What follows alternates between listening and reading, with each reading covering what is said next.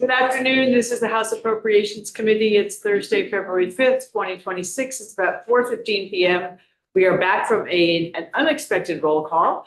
And we'll find the story out later. But thank you so much to the Department of Public Service for your patience. This is life in the legislature sometimes.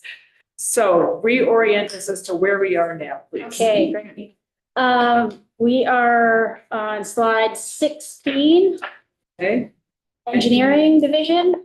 And again, just some high level numbers here. So the engineering division is made up of nuclear engineering, electrical, and then gas line pipeline safety. And so here are just some, again, high level numbers over the years so you can have a sense for how it's tracked over the last 4 years. So it's also helpful to see some of the things you do that I wouldn't necessarily know about. So. Slide 17, Public Advocacy Division. This is our division of lawyers. And they, the division is the public advocate. They're the ones that are testifying in front of the PUC and representing Vermonters in those cases. So what kind of appeals? So you two were successful. Do you know what those were about? We were just saying, I'm like, Yeah, I was going to ask you that question. we were just thinking, I'm like, I don't recall off the top of my head what those are, and I should know, but we can get back to you if you would like. Curious about what sort of things you do that get to the Supreme Court. I will make a note. Okay. Get back to you. Thanks. No, and I just- Just curious. And I guess overall, generally, I'd just say the department and division has been participating a lot. There's been a lot more cases, right? And a lot more electric rate cases coming in front of the department because of all the pressures that are coming in on utilities, just like any other business. There's a lot of variables and a lot of pressures, and there's also regional pressures. And so there have been more infrequent, and so a lot of work going on. Next slide, 18, State Energy Office. This is just a glimpse of some of the federal funding and the programs that division was working on over the last fiscal year. That is not an exhaustive list. I could actually get you a different list here that I can provide afterwards, which shows more of the, like all of the federal funding and the programs running through that division. But for the purposes of the fiscal 26 accomplishments slides, that is kind of just the short list of some of the things that they were working on. And so we can go over this in more detail if wanted, or to the extent that I can. But as I mentioned, there is this longer list of federal programs that run through the department. We have a nice code here, which shows the programs that are moving forward. There's a few here you'll see in yellow. Those are having a few more challenges, some pending. Some of those programs are conditional, and so funding has not been released, and frankly, we don't expect it to under this administration. So this is federal. Is that chart in this booklet? It is not. I apologize. We will follow this. Yeah, email it to Autumn, and then she can Yep. post it so we can have it. So that's different from the ARPA stuff. But then you have this federal funding uncertainty. So that's some of what you're talking about. Right. So, yeah, this list then shows kind of the programs, but more specifically on slide 19, home electric rebate program, 29 million, and then a couple of smaller programs as well. Again, those are conditional. We don't expect to receive those. You don't expect to receive. So what are they conditional upon? That's a good question. They're just, that's a good question. I don't know how to answer that other than they're not guaranteed. They're not in our coffers. They're not programs we've been working on. Okay. And then, as you all have probably heard, the Trump administration terminated the $62.5 million solar for all program that we had been working on and starting to deploy. setting up programs, getting MOUs and contracts executed, and then it was terminated. And so we worked with the Attorney General's office to work on the documentation for suing, and that is still pending, and I don't have a great update there. It's been, Let's hear the, from the courts, right? That's where we're gonna hear, yeah. slide 20.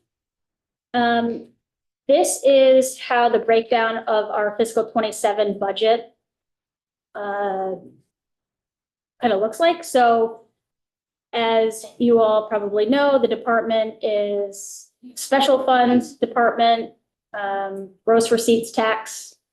That's where we collect the vast majority of our revenue, and then net metering fees. So that's this special fund column there.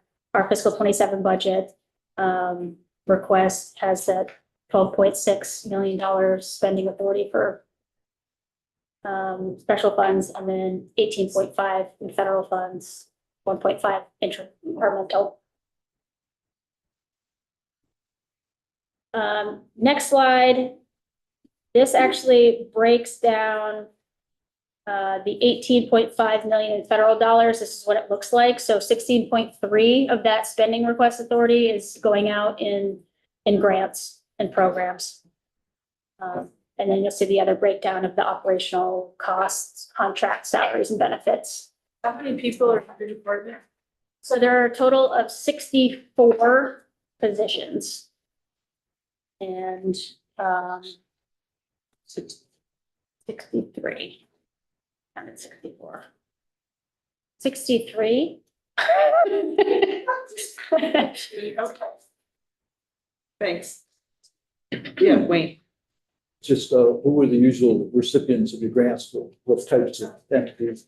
Grants? Well, it would depend on the program. As I mentioned, we have kind of a long list of grants and programs here. And so distribution utilities for grid enhancement grants. There were some grants going out to public schools for renewable heating. There was a large grant going to Efficiency Vermont for weatherization. Good. Yeah, thanks. All sorts of General idea.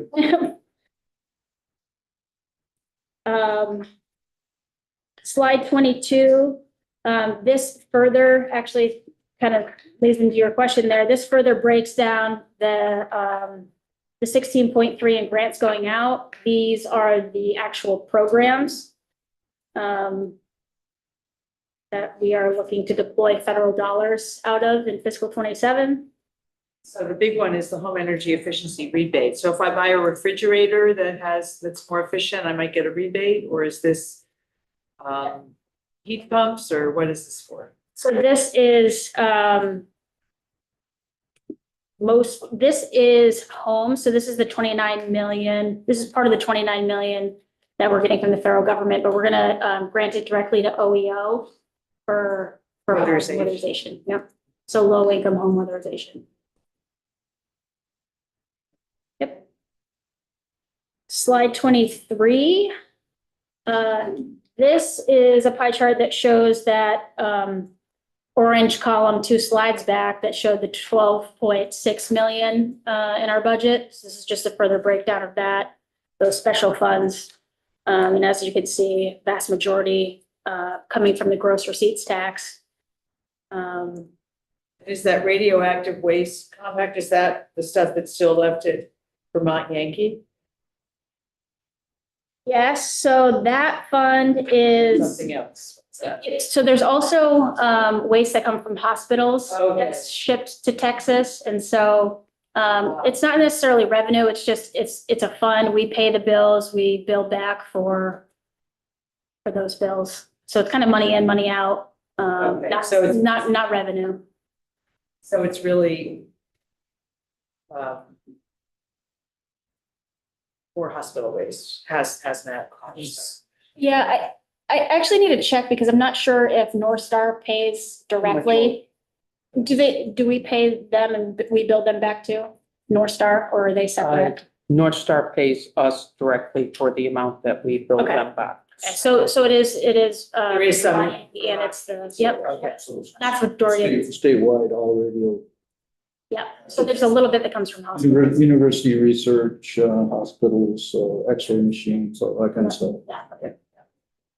But the vast majority being decommissioned at Yankee.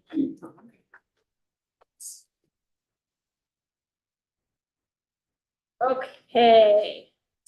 Slide 24.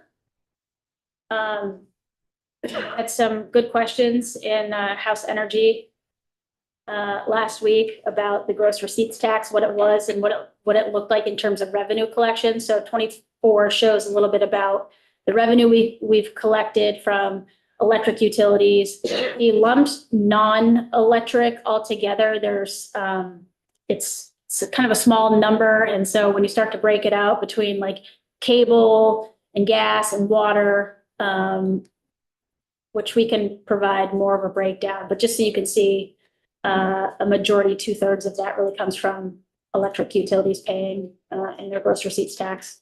So we collect roughly 11 million over the course of the last few years from gross receipts. That is then divvied between the department and the PUC. The department receives 60% of the revenues and the PUC receives 40%. Which you can. Change those ratios in the last couple of years. Was there a conversation about that? I may be thinking of something else. No, you did, but it was more than the last few years. I'm dating myself. Well, you were on Ways and Means and I was on Appropriations. Oh, okay, so it was a while ago. Yes. Okay. Time flies. All right. I'm sure the PUC commissioner would be happy to take. Just curious, because I have some memory about that I would recommend- shifting and figuring out who got what percentage. Yes, I believe the split between the department and the commissioners looked at the same time, the rates that the utilities paid was looked at. Right.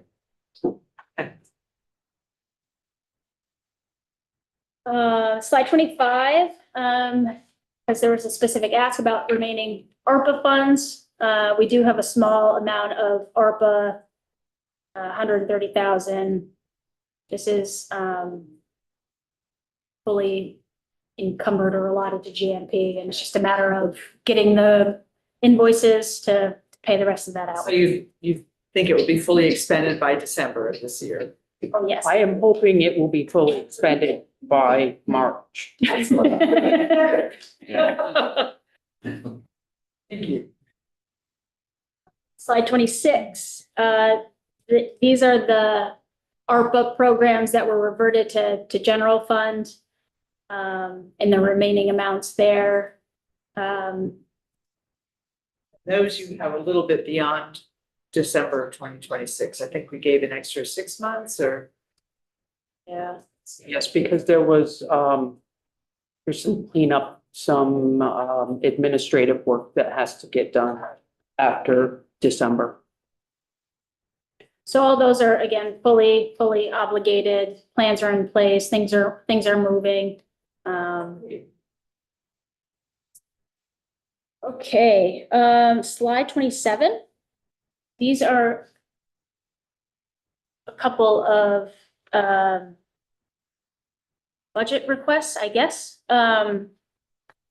One is in the governor's recommend. This is the conversion of one limited service position to a permanent classified position. This is for, we reclassified a position that we had and we created a director for our admin services division. There was not a distinct director.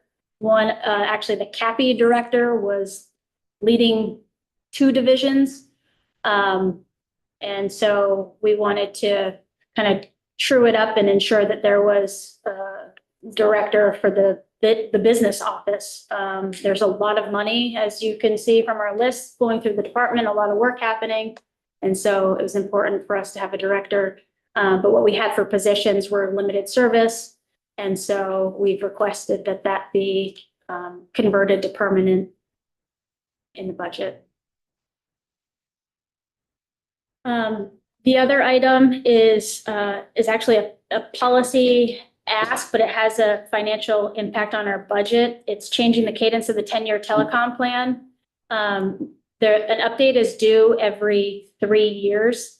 And that comes at a fairly significant price tag. That's roughly like $500,000 for us to do those updates. There are several reasons why pushing it out a few years would be a good idea. Technology is not moving as rapidly. A large portion of that update is already done through the VCBB. That work is delegated to them. And then the public engagement process that we conduct. The 3 years is kind of just like, we know more get done doing the process and writing a plan. It's like we're re-engaging the public on so that the timing is a little bit too close together at a pretty significant price. The way we've built our 27 budget, we've accounted for, and we're hopeful for this policy change happening. So if that doesn't happen, we'll have a little bit of pressure on our fiscal 27 budget, which could be somewhat easy to manage or could be a little bit more difficult. Yeah. It depends how all things play out. I remember hearing about this. I guess it was the budget. Yeah. When is the current plan expiring? When are you due to? Fiscal 27 is when that, That's when the- yep.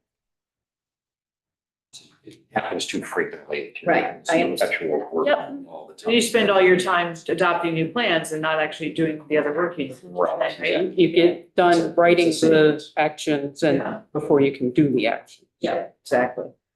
There was even a conversation in House Energy the other day about whether or not there's even validity in doing it the way that we have been, right? Does it need to be changed? Is it worth doing it? Are we still going to get the information that we need? To which the answer was yes from our telecom director. So at the very least, pushing it out, and there may be even more conversations about whether or not that or a different version of it is needed. So. Slide 28. This just identifies a few budget pressures. So we have the comprehensive energy plan, which needs to happen every 6 years. And that also has a very robust stakeholder process. We have budgeted that in fiscal 27, but that too comes at about a $500,000 price tag. So just wanted to identify that as a kind of a one-time up for us, but we have it baked in. The EPSD and / EPUC database and CRM, the portal, the customer interaction portal, and the way that we track things. That is also something that we will be paying for quite a bit of anyway in fiscal 27. There's also been some other like one-time pressures here and there from federal funding changes that we've needed to account for. And so that comes with a little bit of, one-time pressure here and there to make up for, there was a cap on fringe benefits. And so we had to change the way that we had our federal budgets, our state energy plan budgets for federal dollars. We had to switch some things and cover more with GRT. So I just mentioned that as like, there's little one-off pressures here and there that we've identified. But then also there's some relief in that we've removed 4 unused, unfilled positions. 2 are related to the clean heat standard, and then 2 were the emergency rental assistance program, ERAP program. So that those are being removed in this budget. And then, as I already mentioned, the 10-year telecom plan could be a pressure if that's not changed.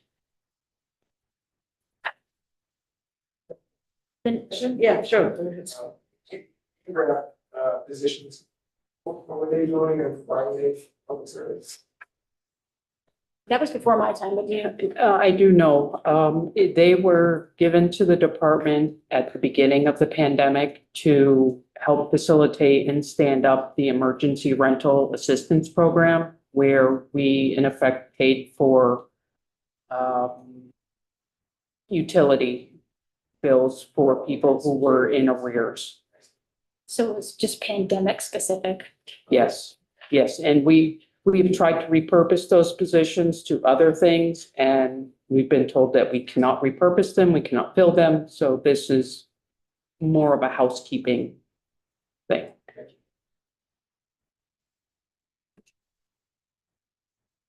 Slide 30, this is the start of the ups and downs. Take it away. Oh, this is me. Yeah, so if there are big things, There really isn't anything overly exciting about this budget. we don't need to talk about salaries and fee for space and. No, I'm no. looking at I it. will point out Yeah. two things. Sure. You can see the removal of the 2 clean heat and 2 E-rep positions Yeah, is a decrease, those 4 positions were $500,000. But 2 lines down is the comprehensive energy plan, which is going to cost us around, our best estimate is $500,000. So between the two, they pretty much cancel each other out, and we're left at a increase of special funds of just $500,000. So you could say that our increase is due to the comprehensive energy plan, which is not an every year thing. It is a once every 6 years or so.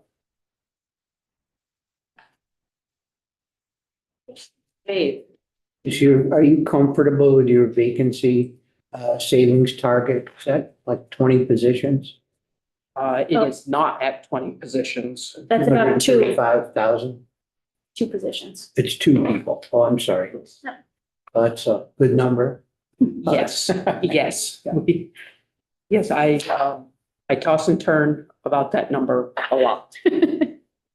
For comparison, we had 533,000 in fiscal 26. And so, Should be it's, easier to make. Yeah. yeah.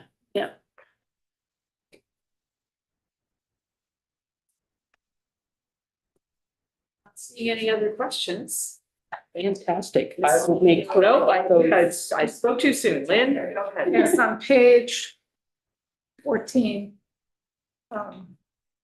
Market studies and the heat pump evaluation shows their use less and savings are less than expected, and the electrical efficiency study showed a decrease in potential from 26 to 27 for a couple of reasons. These have been 2 big effort pushes to save electricity or to save fossil fuels or. Yep. And they're not, is this a success, or, I mean, if the heat pumps are used less, what's going on with that? Yeah. Probably my team in the division is better to speak to this, but I will just say that I guess I don't know if it's better or worse. I think it's important information. I think there was hope that heat pumps would reduce energy burden. It's certainly reducing greenhouse gas emissions, but it's not panning out to be actual savings from a consumer's perspective.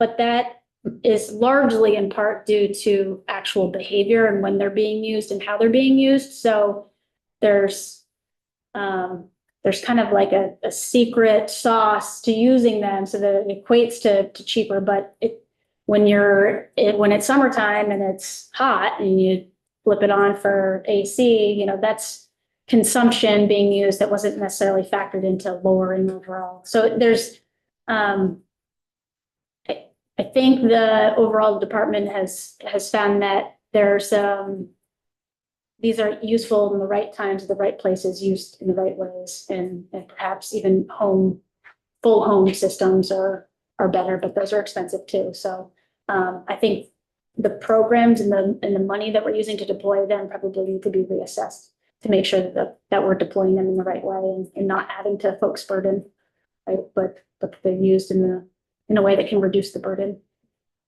Well, it offsets, you might lower your summer, if you use it for air conditioning, you're increasing your electric load. You're paying for that. Right. And then if you're using it, because we have a couple of these and we've used them a lot, shoulder seasons and if it's not too cold in the winter. Mhm. So you lower your heat costs and the oil, but you raise your electric, I mean, it offsets. It's almost like it's not saving, except that it's a different fuel. Lord knows where it Which comes is good. I mean, we're lowering greenhouse gas emissions doing it that way. But yeah, I think the ideal situation would be it doesn't get used in the summer if folks weren't using air conditioners already, right? And then it's only being used kind of those right moments in the off season to lower fossil fuel use. So is the electric efficiency, is that something where we maximize everything we can get out of that, or is there more to be done? It's a good question for EVT, but I think essentially like the good news is that it's been working, and so there's just less potential out there right now. Thank you. Any other questions? So thank you so much for coming in. Appreciate it. Thanks for your flexibility as we leave for a moment. And John is your contact, right? John, this is your Yep. budget? We met a while. Okay, great. So Would you like, like the committee too, if there's questions. would you like me to send the answers to Representative Kaczynska or to? Into Autumn, and then she'll post it so we can all get it. Thank you. Yeah, great. Thank you so much. Yep. So committee, that's it for today. That's good.